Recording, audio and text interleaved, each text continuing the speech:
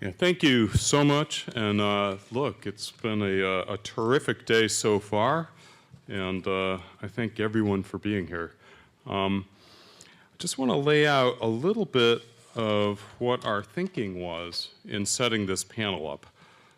So we're very interested in this notion that a lot of value is now getting created outside of the firm, as we've heard a number of people describe, through this platform layer and then orchestrating ecosystems of actors that are external.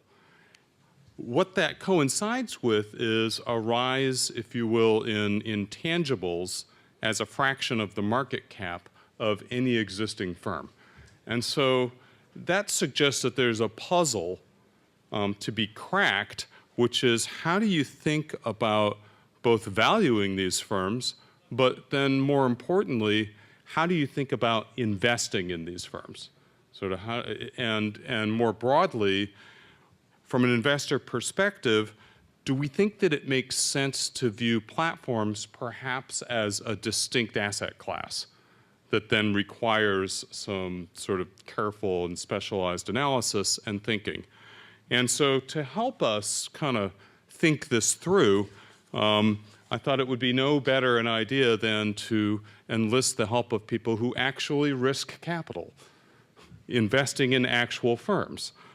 So to help us with this, we have Larry Bone, who is the managing director of General Catalyst Partners. And you know, to give you some background, Larry has invested in a number of successful exits. So these are Opteros, acquired by MRM, Paydiant, acquired by PayPal, Cumis, acquired by Acceleris, Venectica, acquired by IBM, and Loku, acquired by GoDaddy.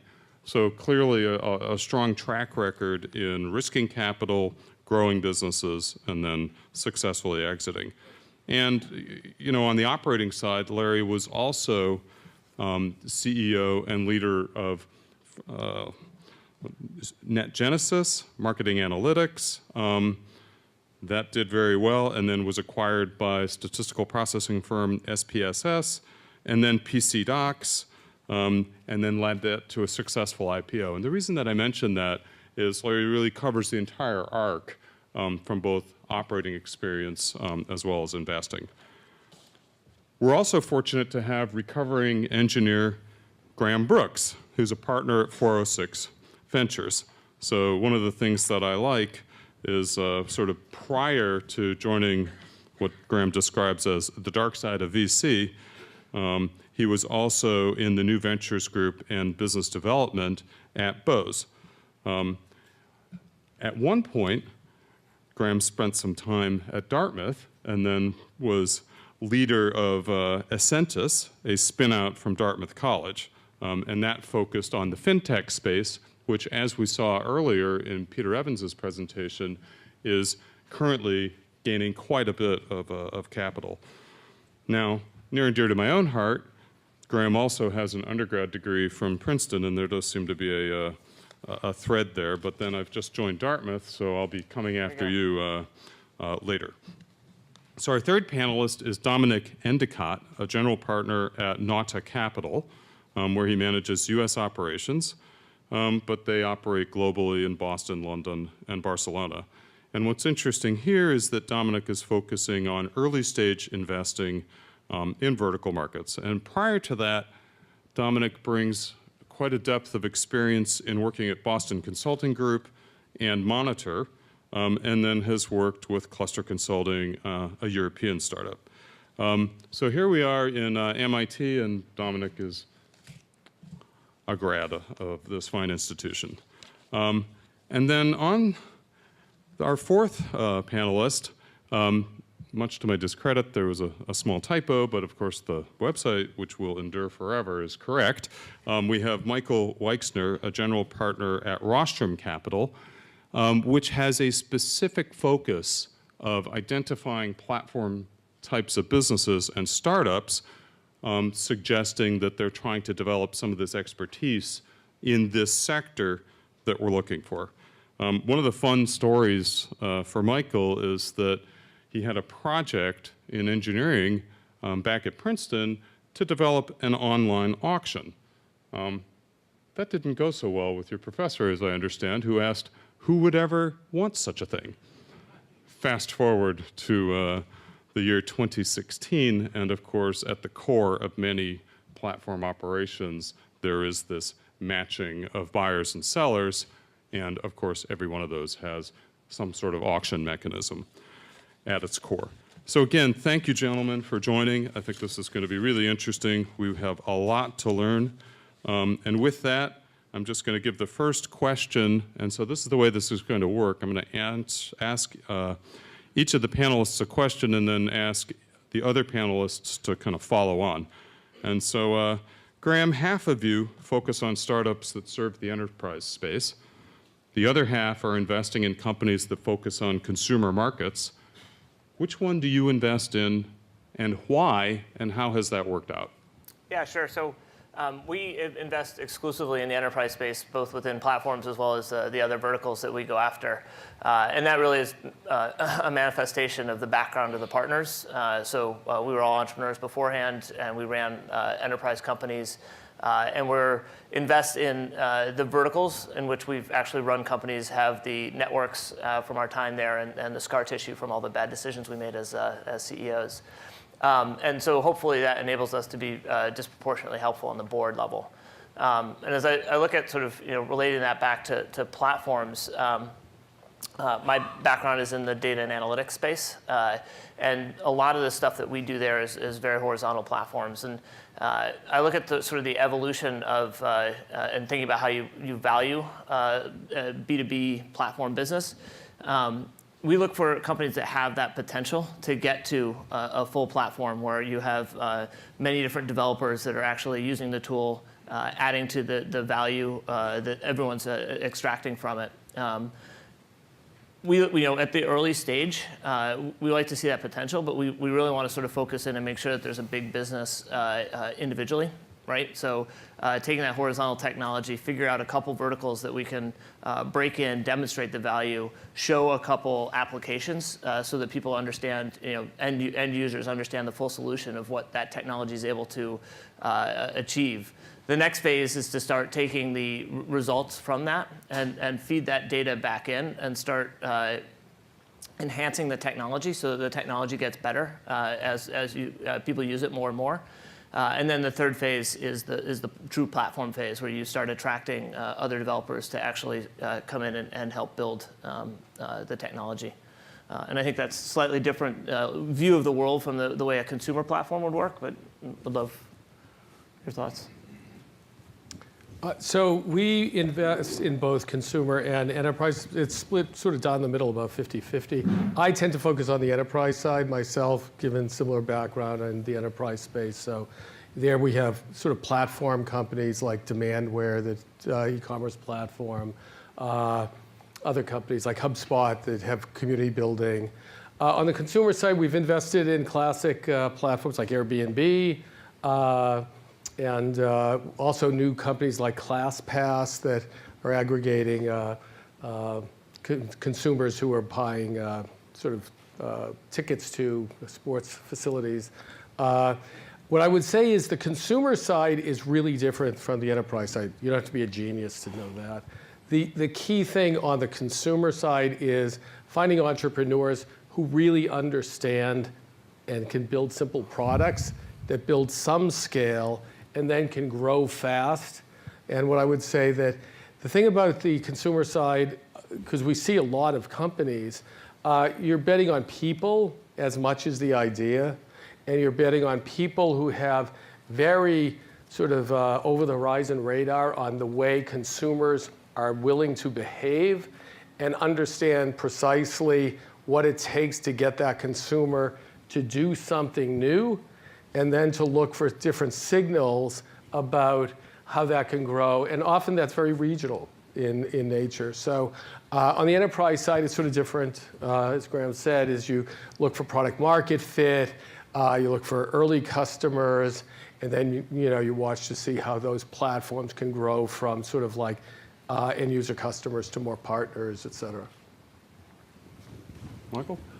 So as was properly introduced, I invest in platform companies defined exactly the same as the way this conference defines platforms. So the value has to come from interactions between users, and that can be either consumer or enterprise. One of the key reasons is that those kinds of platforms grow naturally.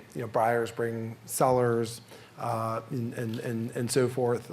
So I shy away from, in enterprise, let's say software as a service, plenty of great businesses in there, but those, when they become platforms, it's because they've invested a lot in customer acquisition to get to scale. Similarly, don't want to invest in consumer products where, again, it's the same kind of a thing. It's like they could be profitable to sell and you're going to invest a lot in them. And maybe this Internet of Things that will have a marketplace later on, but trying to avoid those kinds of investments, and from day one saying, this has value because of what the people are doing on it, and it's in a market where there's such a thirst for the parties to connect with each other that there'll just be a lot of organic growth in it.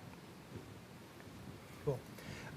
So we have a pretty simple formula. We basically invest in companies with about $500,000 revenue, and then our goal is to get to 10 million in revenue with less than 3 to 5 million in deployed capital from everybody. And we figure out if they get to 10 million, we can sell them for 50 million or more, and maybe they'll go and be worth more than that. And so when we apply that filter, we tend to find that's biased towards enterprise. So we'd probably do 70% enterprise.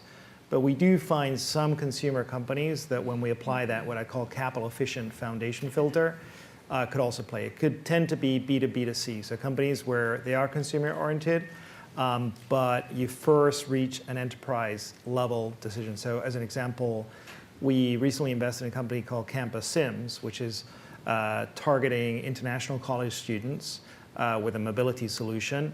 We first sell to the institution, so we have about 200 institutions that we've signed up, and then once we've got that relationship, we sell to the individual student. But by having a B2B2C model, we can keep the capital deployed relatively contained. So super. And what I enjoy in that last answer is this we, which suggests that there's quite a bit of involvement. So Mike, I'm going to ask you to kick this one off. What's your kind of elevator pitch to convince a startup to sign with you? And then, having convinced them, how do you add value to kind of hold on to that deal? So let me answer the question first with a question for the audience. With the show of hands, how many of you are at startups or founding startups? Okay, so some. And then I guess the other two big categories I saw is researchers. How many people are researchers? And big companies? Oh, that's almost everybody. I missed too many people. A lot of the big company people here. So I'll give a quick pitch in each of those. So for startups, I want to work with you when you have a great idea and some progress on doing something, and you want to figure out how to take it to market and make sure you've got the right platform model. My sort of prototypical story that got me into investing is a friend came to me because I was an entrepreneur to tell me about an idea that he was thinking about to have to work with drug research on mice. He said, it's amazing. It's like 1950s technology. People open up boxes and look at mice, and then it's manual, it's error prone, it's bad for the mice, and I could put sensors and do this. I said, that's a great idea. And then we just brainstormed a little bit about, what the model should be. And his idea was, let's license it to the existing vivariums. And I said, I think that's really undershooting. I mean, it probably will work, but you could do a lot better. What would be like the platform idea? We ended up saying, well, what about having this as a cloud technology where it's like Amazon Web Services, where researchers could just say, this experiment I want to run, here are the results, because they don't really care about this stuff, and you can give them a lot better data. And so a year and a half later, raised a lot of money, has a $150 million valuation. I at that moment I said, you got to do this. I gave him the check to start the company, and that's the kind of dynamic that I want to have, working with you. So take a great idea that's already awesome, make it a little bit more awesome, and get it going. And then I love and then I have a PhD from Stanford, so I love talking to researchers. I had a great conversation with Zhang about here, who was talking about how cross-border trade could be affected by shipping costs, and it directly affects one of my shipping platform companies. And I had a great conversation on the big company side with Target about how they're trying to turn their shelf spaces into marketplaces, which I think is really fascinating. So anyway, I want to make a pitch to everybody here, not just the startups. And that also probably answers the question about how I help startups. Dominic? So I tend to start with a bit of education. When an entrepreneur, I typically say, are you aware that every year something like 50,000 companies get started between, say, Europe and North America? And if you look at how many of those actually get sold for, say, 30, 40, 50 million dollars or above, it's maybe 300. So I guess my first question is, why are you doing this, right? Because statistically, it's unlikely that you're going to succeed.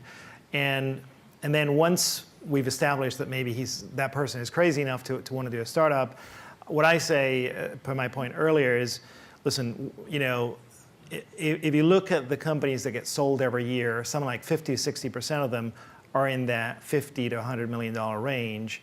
So if you think you know how to build $1 billion company, you shouldn't talk to me. If you want to build a business that you can sell for $50 million, maybe walk away with $10 million and start another company later, you should talk to me. So it's very quick, because some people say, whoops, you're the wrong person, and they move on, and other people say, oh, that's an interesting perspective. So it's a very quick process.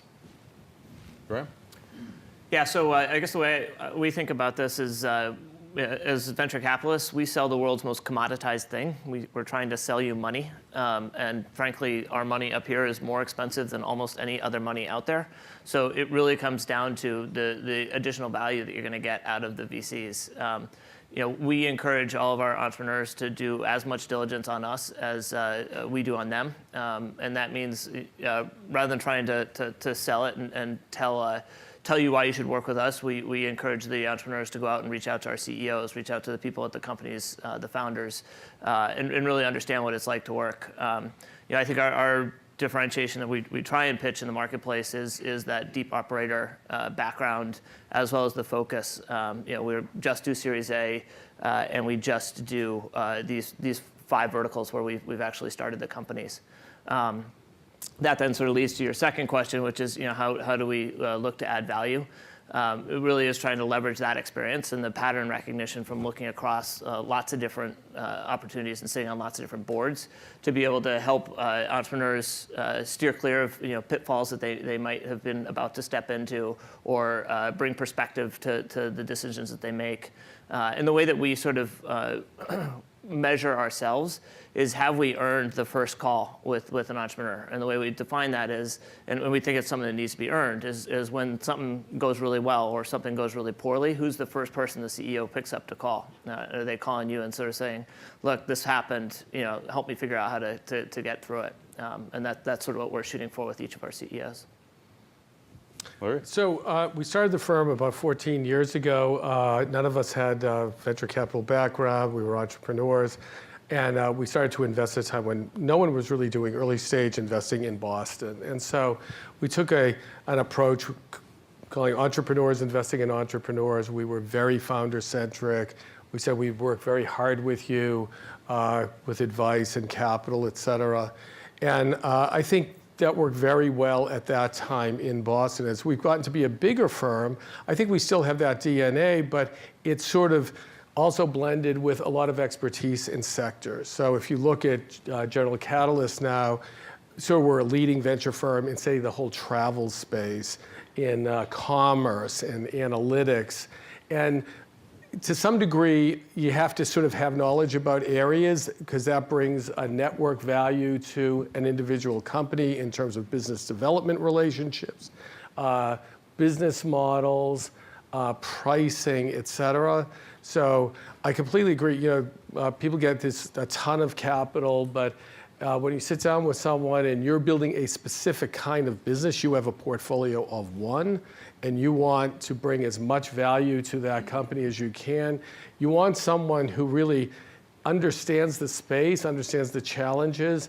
Then I would say the last thing is we have a very strong life cycle investment philosophy. And I think you talk to a lot of the entrepreneurs we've backed who haven't done well. And I think they come back to us. And we've seen great results from people who, on the second time, are just doing great. The other thing I would say, we do have a larger fund. So we are in the billion-dollar outcome business. So, if a company has the ambition to be a $50 million outcome company, it's unlikely we'll invest. It may be sort of a smaller check. We tend to want to put a fair amount of capital into companies. We want people who are very ambitious and who at least see the opportunity to build things at a very large scale. Yeah. Super. So, Larry, I'm actually going to come back to you with what's a pretty complicated question, and I think a difficult one to kind of wrap your mind around, which is if you buy that network effects are a lot of the value and something that's critical in the launch phase of some of these startups, and potentially you have winner take all or winner take most markets, how do you trade off the kind of business model validation of getting early revenue so that you've debugged a revenue model and you know somebody wants to pay for it against the need to grow a user base that would then generate user-to-user networks? And has that ever blown up on you? And how do you monitor it? So I would say this, on the consumer side, in companies like an Airbnb, where you see a company that has a very unusual value proposition, and one that you think should be able to scale, if the dogs eat the dog food, why doesn't it just scale? It takes enormous amounts of capital to build a company like that. And those companies often start out very regionally. So an example is a company called ClassPass that we invested in out of New York, which is a great MIT entrepreneur, aggregating consumer demand to go to all these specialized sports arenas and cycling, et cetera. Built it starting in New York, started to get traction, and immediately there was another one in San Francisco. And so what happened is it became incredibly important for ClassPass to scale quickly, which means money. So we raised a lot of capital. We put that capital to work. You cannot say all that capital was efficiently deployed, but it got the company to a scale far beyond its West Coast competitor. We ended up buying the West Coast competitor and somewhat dominating the market. And we saw a similar thing at Kayak. When Kayak started in Boston, there was a lookalike West Coast company. Again, saw the product market fit enough, was able to put capital in at a very fast clip to scale the company, bought the other company on the West Coast. So very few companies actually, take over the world one step at a time. Usually it's by growing a city, growing a product, growing a community, and then leveraging that to others. It's not formulaic at all. And I would say on the enterprise side, it's very different, which is you're deploying capital to really get really good product market fit. And then at the appropriate, I'm thinking of a company like HubSpot in Boston, where initially it was pretty slow. I mean, the company's product sort of didn't work. It had a great vision, et cetera. But by the time it started to take off, you could see the ignition points.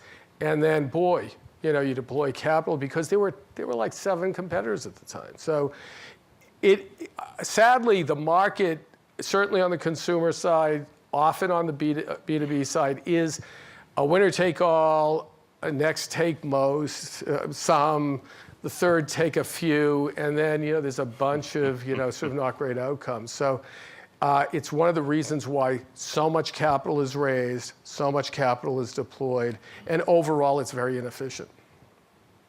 Great. Graham? Yeah, so I would agree with that. I think that when you look at the enterprise in particular, I think you have different types of companies. Ones that might be a little bit more sort of really great idea, sort of execution, blocking and tackling. Let's go out and figure this out. And then you have those that are sort of based on deep technology that's probably more unique and probably more protected with patents or trade secrets. And so, talking about this last category, I think it really is about focus initially. When you're doing a broad platform, you feel like you can do a lot of things. So you need to figure out how to prove out the solution and the value and your ability to attract customers. Sort of we go after one vertical, then 3 verticals, then 7 verticals. And somewhere between the 3 and 7 verticals is the time where we go and dump a ton of cash in there and really start scaling it. So they all have that sort of very heavy cash point. But it really is about focusing and not trying to be too broad early on in the B2B space. Great. Michael? I think they've hit on some great points. I'll just bring up some cautions. So I think that one major problem is if you find revenue early on and it's not a platform kind of style, you can get taken off in the wrong path and you get stuck because you have golden handcuffs. And so going back to the Viam example, if they had sold to Vivariums, probably would have been taken up like hotcakes, but they would not have been able to then switch around and say we want to be a cloud-based provider that's its own separate entity. And I think the other thing is I think that there's different ways you can spend the marketing. I think that growth and dominance is the most important thing. So it's not really about efficiency, but I prefer to see ones where it's incentives to encourage the interactions on the platforms that are necessary, as opposed to like buying Facebook ads or hiring salespeople to call up customers. So like Uber spending money to give you a $50 vouchers for your first couple of rides, so they can launch in different cities is a totally different ball of wax than Facebook. And that kind of incentive I think is a very good use of capital. I guess our perspective is that often the instinct to throw money at companies is overpowering because there's kind of a lot of capital available and there's this pressure to deploy it. And sometimes it can be the right thing, and many times it is. And I would say generally it reveals itself. When you have a company that's just doing something amazing, it becomes pretty obvious. And we've seen that. We've seen a few situations. And even though we're small, we typically raise $100 million funds. We've raised over $500 million in follow-on company capital to really power companies. But it becomes really, really obvious. But the more typical thing we see is that you make a couple of mistakes, and during that period when you're trying to find that product market fit, it is better to be leaner on capital, because if you're wrong, maybe this isn't going to be a great company. And while for the VC, it's a portfolio thing, so if you lose a couple, it doesn't really matter. For the entrepreneur, it is the next 7 years of their lives. So if they can land a business and get an outcome and not completely get blown up and then do another, it's probably a better situation. And so I think we generally would say, unless it's very obvious this thing is really going to take off, let's sort of play it careful for a while. And then once it reveals itself, let's go and find some other capital to really blow it out. So Dominic, I'm going to actually ask you to lead the next question as a follow-up, which is just that traditional VC firms have had something like a 10-year kind of horizon or fund structure, a 2 and 20 reward. But we're seeing new entrants, such as Draper or Andreessen or Rocket Internet, that may have much longer horizons. And how do you see that impacting your industry and some of the decision-making that you undertake? So the way we think about it is that if we invest in a company at $500,000 in revenue and you want to get it to $25, $30 million, at which it's probably going to be worth maybe upwards of 100, starting to get really interesting, that historically could take 7 to 10 years, unless you find this great opportunity and you plow a lot of money. But as I say, I think there's a lot of money on steroids that's going into the wrong situations, and we'll still see some of these unicorns, which ones actually bear out or don't. And so the net of that is that the 10-year view doesn't really work anymore, because in a portfolio of 15 or 20 companies that can last 7 to 10 years before you see value, you quickly get to the end of the of that 10-year period. And most funds ask for extensions of 3 to 4 years. And so I think as VCs are looking at that problem, if they're in the top 30 firms, they're probably fine because they got a model that's kind of working. They can keep raising based on that history. If they're not, I think one solution has been to go public, which allows you to extract effectively patient capital and to not be subject to the tyranny of having to raise every 5 years.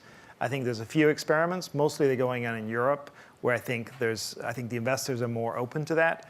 It's still early to see if that's going to be transformative, but I think it's a pretty interesting experiment.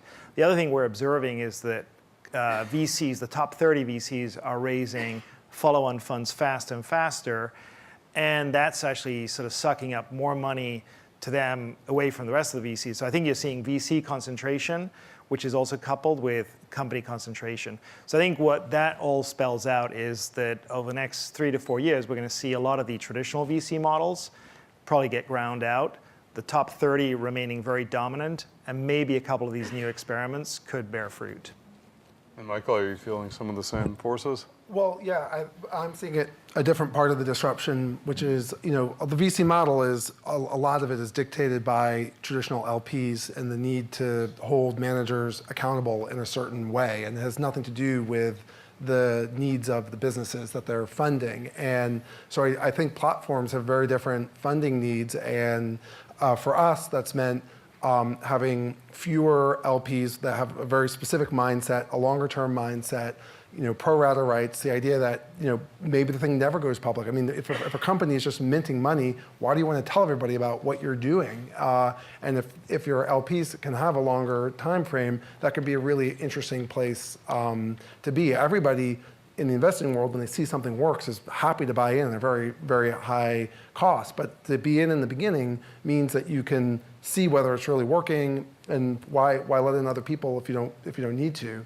And then maybe some of these things don't need as much money, but they're still really, really, really valuable. So I think that's like another thing what might change.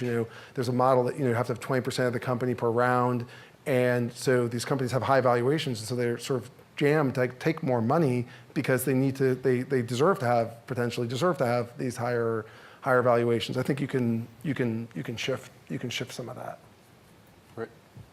Yeah, so I mean, I think that one of the things that we're being plagued with here is the lack of an exit market. So you have a lot of these larger platform businesses doing the sort of private IPOs, which I think that that's not sustainable, and that the exit markets are going to change. And once you have a healthy exit market, the 10 to 14 years with the extensions that lots of venture firms sort of play in is plenty of time to build a successful platform business.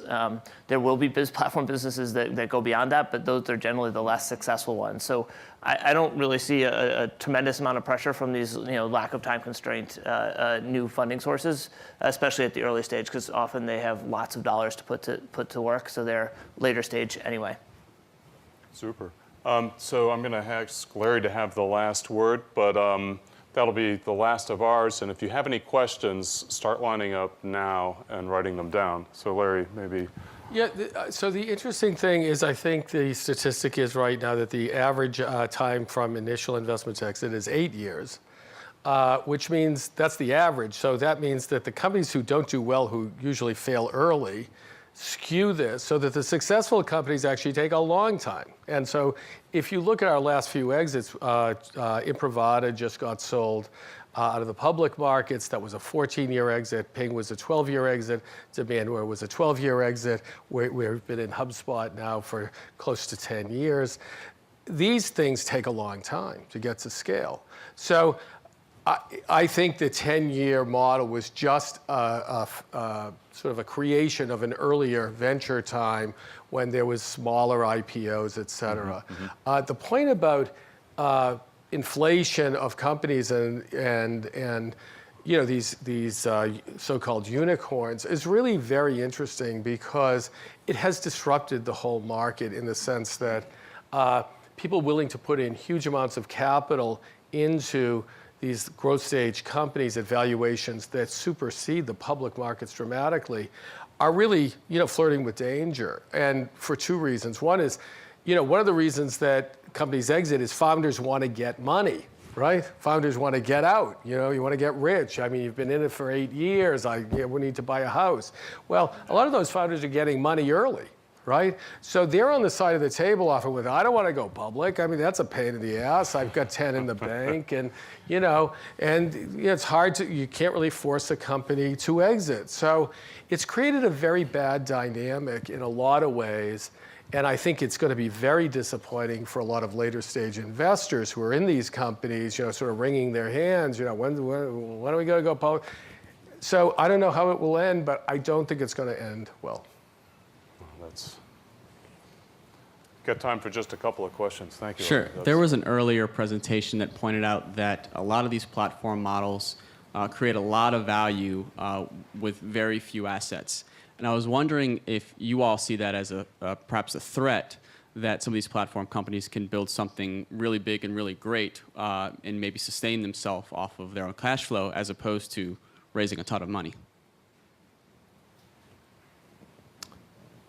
I would say I just don't see it. I mean, maybe I'm missing, there may be a few, but the really successful platform companies typically take a lot of capital. And it's not because the initial idea or the innovation can be very, narrow and deep, but building the ecosystem around these companies is very expensive. I mean, I think about when Airbnb started, they had to go, take pictures of everything themselves. They had to clean up the houses, and you had a ton of people. It was like, so even though it sort of seemed as though like this is really thin, I mean, when eBay, people who are old enough to remember eBay, it took a lot to get that thing, sort of really beyond gravitational force. So maybe there are examples, but I would say the typical example is the most successful companies take a ton of capital to get there.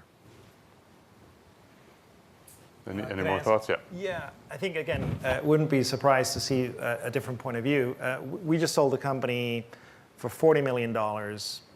We got 12 times that money. It certainly is not making a fund, but it was a nice return. The entrepreneur got $10 million after 3 years, and it was very capital light, right? So I think it depends where you are in your life cycle as an entrepreneur. Again, if you want to go and play a long game, and it may be 8 to 10 years, and maybe you can get some cash out along the way, but it's one kind of a risk.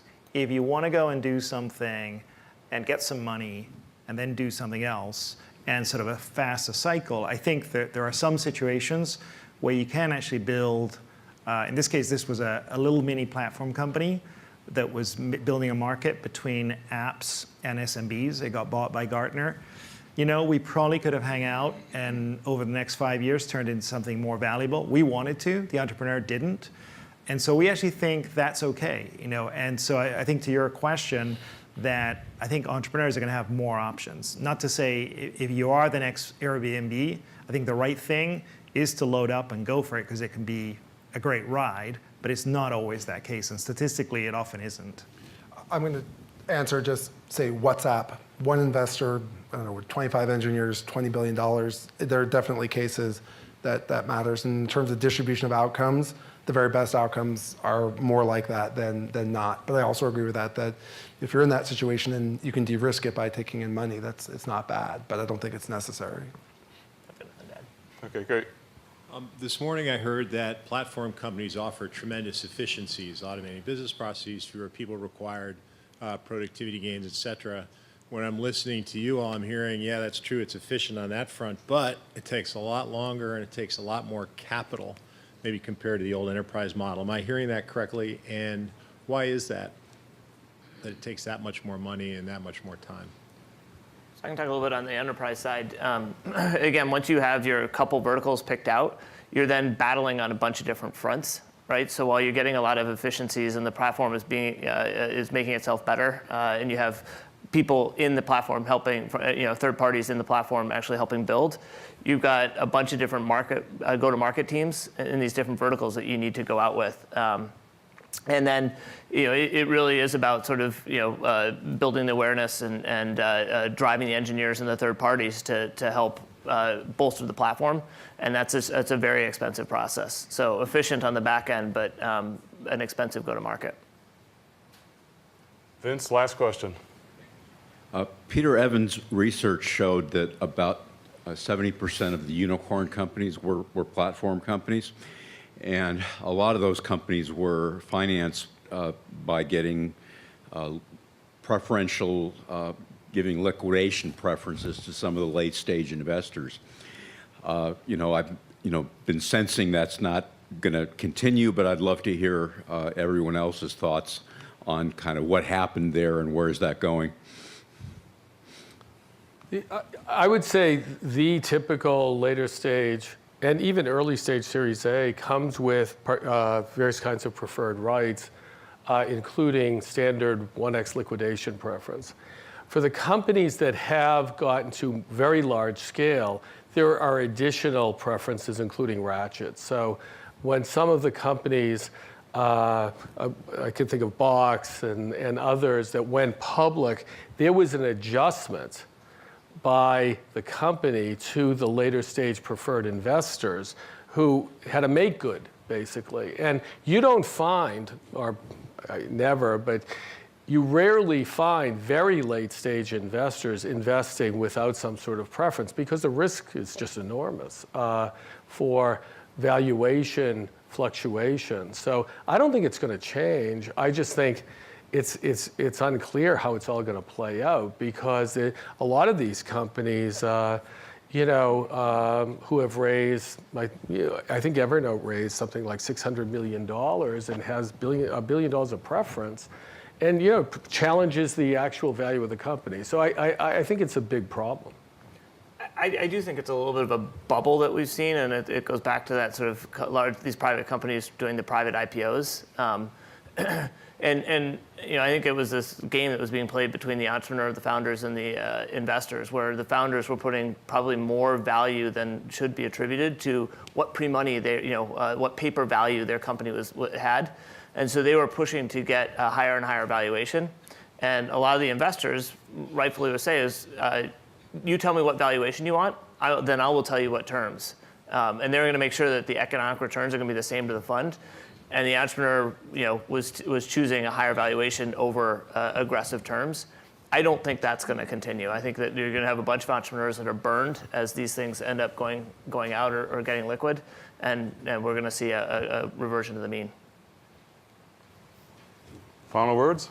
I want to say that I think that this funding thing is a little bit like inside baseball. Just to bring it back to like the platform, idea that we're looking at here.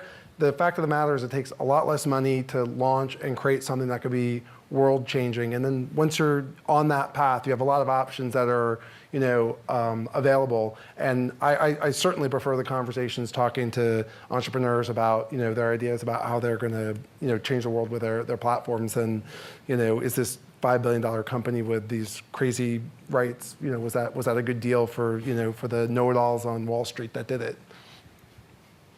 It's all been said. All right. Gentlemen, I'd like to thank you very, very much.